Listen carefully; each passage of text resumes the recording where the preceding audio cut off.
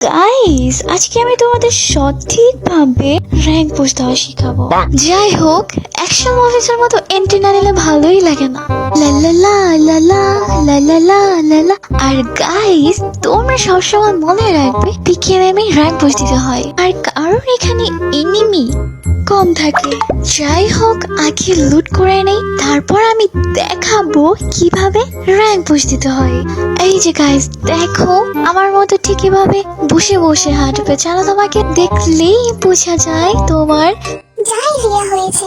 উফ, এই rank push দেওয়ার চক্করে আমার বাতের ব্যথা বেড়ে যাবে। ঠিক এইভাবে তোমরা চুপে চুপে লুটগুলো করে নিবে, আর কোনো এনিমি যদি তোমাদের সামনে পড়ে তখন তোমরা বসে বসে ফায়ার করবে, আর না হয় শুয়ে শুয়ে ফায়ার করবে।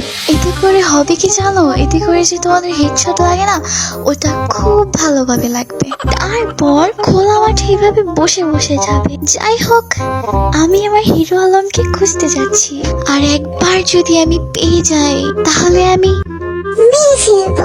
বাবা খো, এনিমি চলে আসছে, তাড়াতাড়ি করে লুকোতে হবে। আরে প্যারা নেই, চিল, তোমাদেরকে আস্তে আস্তে দৌড়তে হবে। কারণ কি বলতো, কারণ তোমরা যদি পড়ে ব্যথা পাও তখন দোষটা কার হবে বলতো? তোমরা সবাই আমাকে দোষারোপ করবে। আর রে চাচা, তা তো হবে না। এই বোম মারলো কেন? ওদিকে ফাইট হচ্ছে, দেখি তো।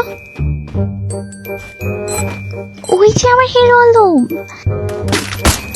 হেই, ইয়া, হ্যাঁ?